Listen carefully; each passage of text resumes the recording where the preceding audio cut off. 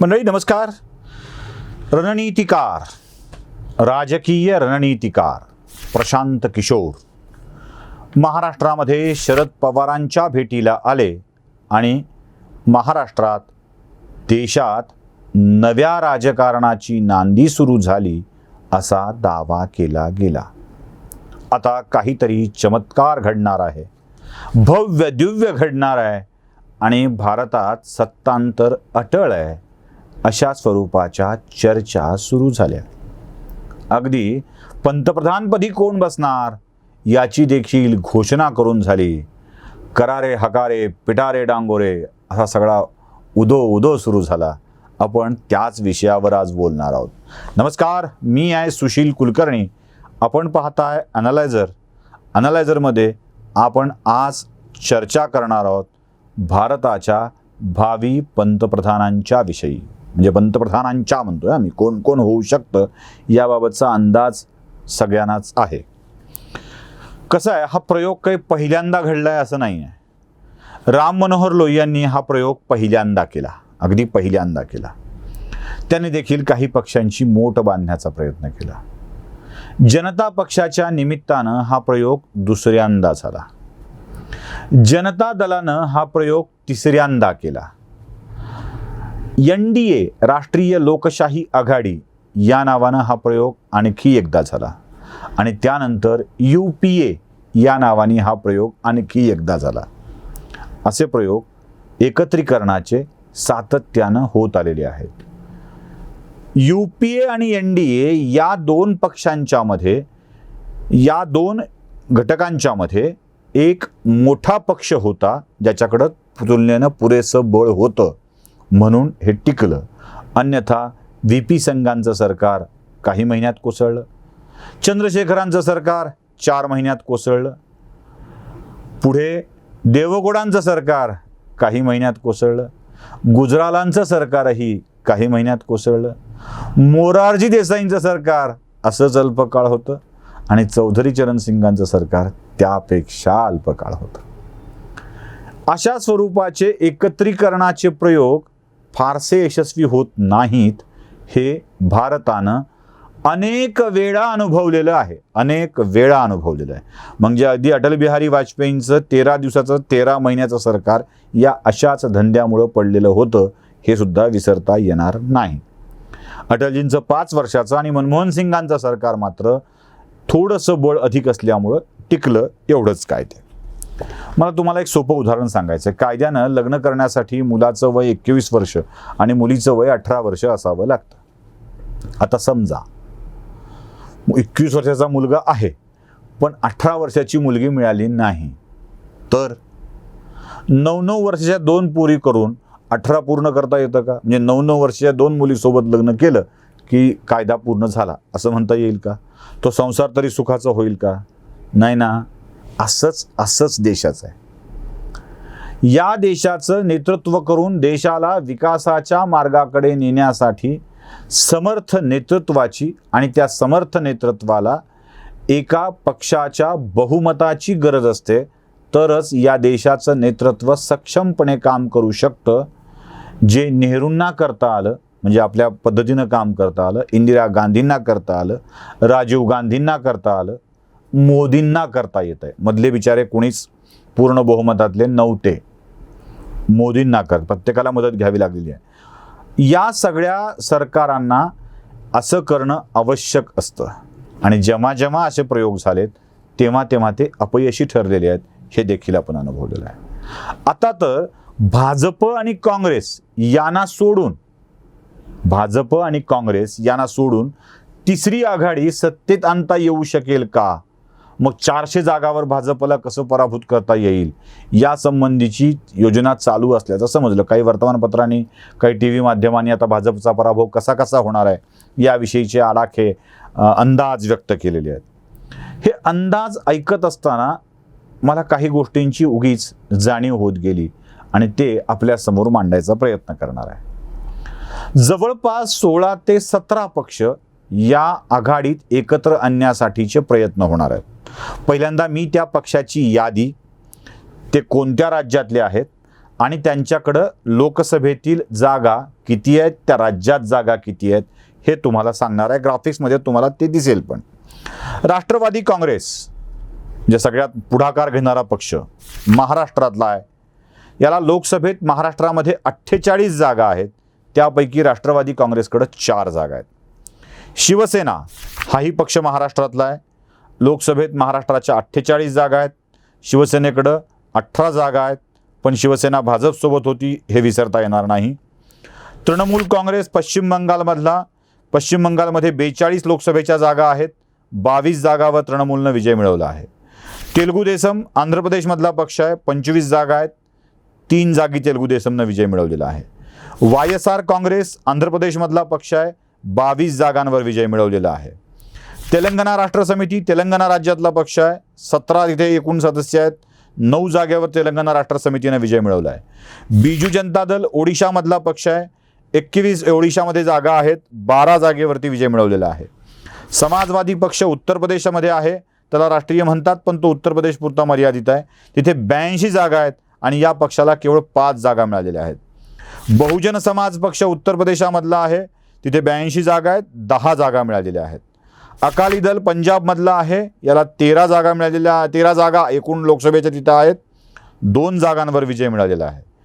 आम आदमी पार्टी दिल्लीमधला पक्ष आहे. दिल्लीमध्ये एकाही जागेवर आम आदमी पार्टीला विजय मिळालेला नाही आहे, पण संपूर्ण देशामध्ये मिळून 1-2 जागा आम आदमी पार्टीच्या आहेत. DMK तामिळनाडूमधला पक्ष आहे. तिथे 39 जागा आहेत. तिथे DMKला 1 जागा लोकसभेची मागच्या वेळेला मिळालेली आहे. AIDMK नावाचा पक्ष आहे. तिथे त्यांना 23 जागा मिळालेल्या आहेत. AIDMKची सत्ता गेली आहे. DMK पुढे आला आहे. हे अजून एक अधोरेखित करण्यासारखा विषय आहे. राष्ट्रीय जनता दल जो बिहारमधला आहे, तिथे 40 जागा लोकसभेच्या आहेत. राष्ट्रीय जनता दलाला 0 जागा मिळालेल्या आहेत. झारखंड मुक्ती मोर्चा झारखंडमधला पक्ष आहे. 14 जागा एकूण तिथे आहेत. 1 जागा मिळालेली आहे. डावे पक्ष आहेत जे ज्यांचा केरळमध्ये त्यांचा प्रभाव आहे. 20 जागा केरळमध्ये, तिथे 6 जागा मिळालेल्या आहेत. म्हणजे या 16-17 पक्षांची मोट बांधून पुढे जाण्याचा प्रयत्न होणार आहे. म्हणजे बघा, तुम्हाला कळलं असेल एकूण गणित. एकूण जागा आहेत 378 आणि त्यापैकी या पक्षांना मिळालेल्या जागा आहेत 141. यात आपण भाजप आणि काँग्रेस या 2 पक्षाला पूर्णतः वगळलेलं आहे. 378 जागापैकी 141 जागांचं बळ असलेल्या पक्षांना एकत्र केलं जात आहे. आता तुम्हाला मला आणखी एक यातली गोष्ट सांगायची आहे. तेलुगू देसम आणि YSR काँग्रेस हे 2 पक्ष एकत्र येणं शक्य नाही. आघाडी केंद्राच्या सरकारमध्ये सुद्धा इथे 3 किंवा 22 अशी चॉईस करावं लागेल. एक तर YSRला चॉईस करावं लागेल किंवा तेलुगू देसमला चॉईस करावं लागेल. दोन्हीपैकी कोणत्या पक्षाची मर्जी या तिसऱ्या आघाडीत येण्याकडे याकडे जास्त जोर द्यावा लागेल. दोन्ही पक्ष स्थानिक पातळीवरचं राजकारण आणि स्थानिकच्या पातळीवर त्यांना कशा स्वरूपाचा फायदा होईल याचाही विचार करतील. उत्तर प्रदेशामध्ये सपा आणि बसपा या दोघांच्या मध्ये आडवा विस्तव जात नाही. समाजवादी पक्ष आणि बहुजन समाज पक्ष या दोघांपैकी एकच कोणीतरी मिळणं शक्य आहे. एक तर काँग्रेसकडे जाईल किंवा भाजपकडे जाईल अशी स्थिती येईल. तिथे 5 जागा सपाकडे आहेत, 10 जागा बसपाकडे आहेत. त्याचाही विचार करावा लागणार आहे. यामध्ये DMK आणि AIDMK यापैकी एकच पक्ष या आघाडीत येईल. आता एक तर सध्या भाजपकडे आहे, एक काँग्रेसकडे आहे. आघाडीत जायचं की नाही हा तर निर्णय घेतील. पण 9 आणि अशा जागा 9 जागा 1 जागा DMKकडे आहे, 23 जागा AIDMKकडे आहेत. आता भविष्यात बदल होऊ शकतात. अशा 46 जागांपैकी 46 की 9 अशी चॉईस करावी लागेल. म्हणजे 141 मधून 46 काढले तर 90-92 जागा शिल्लक राहतात. म्हणजे माफ करा, जवळपास 95 जागा शिल्लक राहतात. आणि 9 जागा टाळल्या तर साधारणतः 131-132 जागा सध्याच्या घडीला शिल्लक राहतात. म्हणजे बळ किती वाढणार आहे ते तुमच्या लक्षात येऊन जाईल. यात एक महत्त्वाचा विषय आहे ते म्हणजे भाजपला मिळालेल्या जागा. भाजपला जागा किती मिळाल्यात तर काही राज्य अशी आहेत जिथे भाजपला 0 संख्या मिळालेली आहे. जवळपास भाजपला 0 मिळालेल्या राज्यांमधली तुम्हाला नावं वाचून दाखवतोय मी. जिथे जागा किती आहेत ते पण तुमच्या लक्षात येईल. म्हणजे महत्त्वाची राज्य आहेत. आंध्र प्रदेश जिथे भाजपला 25 जागापैकी एकही मिळालेली नाही आहे. केरळ 20 पैकी एकही जागा मिळालेली नाही आहे. मेघालयातल्या 2 पैकी 0, मिझोराम 1, नागालँड 1, सिक्कीम 1, तामिळनाडू एक महत्त्वाचं राज्य आहे. 39 पैकी भाजपला इथे काहीही मिळालेलं नाही आहे. अंदमान 1, दादरा नगर हवेली 1, लक्षद्वीप 1 अशा राज्यातल्या 10 राज्य, युनियन टेरिटरी आणि राज्य मिळून 92 जागा आहेत जिथे भाजप शून्यावर आहे, म्हणजे इथे भाजप वाढण्याची शक्यता कमी आहे. मग आता या जागांवरती, या जागांमधला सुद्धा, म्हणजे आपण तामिळनाडूचा विचार करतो तेव्हा यातला जो 23 जागा मिळालेला पक्ष आहे तो भाजपच्या सोबत आहे, म्हणजे हे देखील विसरून चालणार नाही.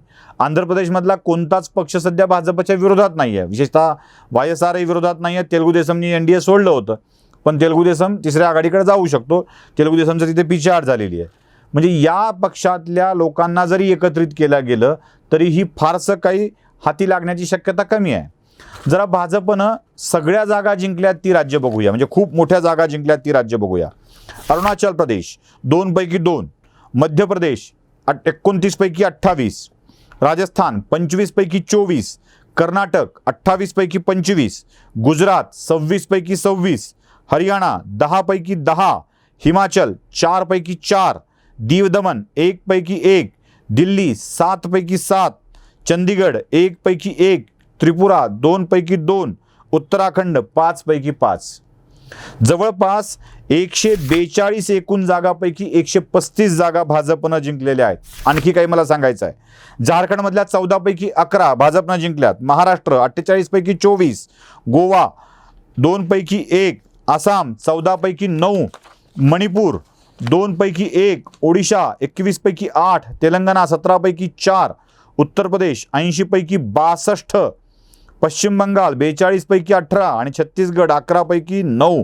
या 251 मध्ये 147 जागा भाजपनं जिंकलेल्या आहेत. ज्या राज्यात भाजपचा प्रभाव मोठा आहे त्या राज्यातल्या पक्षांना तिसऱ्या आघाडीत घेऊन सुद्धा काहीही फायदा होणार नाही. बरं, प्रत्येकाचे या आघाडीतले गणित, काही हेतू वेगवेगळे आहेत आणि या वेगवेगळ्या हेतूसह अशी तिसरी आघाडी चालवणं, ती निभवणं कितपत योग्य आहे. नेता कोण हा मोठा प्रश्न असेल. म्हणजे भावी पंतप्रधान कोण. 4 जागा जिंकणारे शरद पवार, म्हणजे उद्या महाराष्ट्रातली शिवसेना आणि राष्ट्रवादी अशी युती झाली, तिन्ही पक्षांची युती होणं शक्य नाही आहे, कारण मग तिसरी आघाडी होणार नाही. काँग्रेससोबत युती असेल तर शिवसेना आणि राष्ट्रवादी यांची युती झाली तर वाट्याला 24 जागा येतील. त्यापैकी पवारांनी सगळ्या जिंकल्या तरी 25वी जागा शरद पवारांच्या पक्षाच्या वाट्याला येणार नाही आहे. हे सगळं जिंकणं तर शक्यच नाही. आत्ता 4 आहेत, फार तर 8, 12, म्हणजे आपण कथित यश असं म्हणूया. तर ते 10-12च्या पलीकडे 2 आकडी संख्या पवारांच्या पक्षाला गाठणं कठीण आहे. या पक्षाला पंतप्रधानपद मिळेल का. ममता बॅनर्जी पश्चिम बंगालच्या पलीकडे काहीच नाहीत, त्यांना या जोरावर पंतप्रधानपद मिळेल का. YSR जरी आले किंवा चंद्रबाबू जरी आले तरी त्यांच्या राज्यातल्या जागा किती आणि त्यांना मिळणार किती, त्याचाही विचार करावा लागेल. त्यामुळे या 20-22 संख्येंना, म्हणजे 20-20 संख्यावाले अर्धा पक्ष, 2-2 संख्येवाले 5-7 पक्ष जरी एकत्र केले तरी ही संख्या प्रचंड यशानंतर सुद्धा, म्हणजे अगदी तुफान गर्दीचा पहिला आठवडा जसा चित्रपटात असतो तसा यांना तुफान गर्दीचा पहिला आठवडा जरी मिळाला तरी सुद्धा बहुमताच्या जवळपास जाणं शक्य नाही. म्हणजे पुन्हा पाठिंब्यासाठी काँग्रेस किंवा भाजप यांनाच विनंती करावी लागणार आहे. आणि असं स्वयंपाक, म्हणजे 9-9 वर्षीय 2 पोरी करून लग्न करता येणार आहे का. हा सगळा खेळ आकड्यांचा आहे. जिथे किती मिळतात, काय होतात हे तपासणं आवश्यक आहे. प्रशांत किशोर आले म्हणजे जसे मोदी पंतप्रधान झाले होते असं म्हणतात की प्रशांत किशोर आले म्हणून मोदी पंतप्रधान झाले, असं काही नसतं. असला कोणता रणनीतिकार ठरवत नसतो. रण राजकीय पक्षांचं असतं, नीती राजकीय पक्षांची असते आणि तीच विजय किंवा पराजय हे ठरवत असते. असा रणनीतिकार काही ठरवत नसतो. आणि प्रशांत किशोरनं ठरवलंय म्हणून शरद पवार पंतप्रधान होतील किंवा ममता बॅनर्जी पंतप्रधान होतील असली शक्यता कमी असते. त्यामुळं अशा याआधी अपयशी ठरलेल्या प्रयोगांनी काही होऊ शकेल ही शक्यताच मुळात दुरापास्त आहे, धूसर आहे. घोडा मैदान अजून खूप लांब आहे, त्याला 3 वर्ष लागणार आहेत. या 3 वर्षात अजून काय काय होतं ते बघावं लागेल. तुम्हाला राष्ट्रीय पक्षाला जवळ घेतल्याशिवाय सत्ता टिकत नाही हे 100% सत्य आहे. असे प्रयोग याआधी करून झालेत. जनता दल खंडित झालंय. ते गाणं आठवत असेल, इस दिल के टुकड़े हुए हजार, कोई यहाँ गिरा कोई वहाँ गिरा. तशी जनता दलाची अवस्था आहे. असंच काहीसं वेगवेगळ्या पक्षासोबत होत असतं.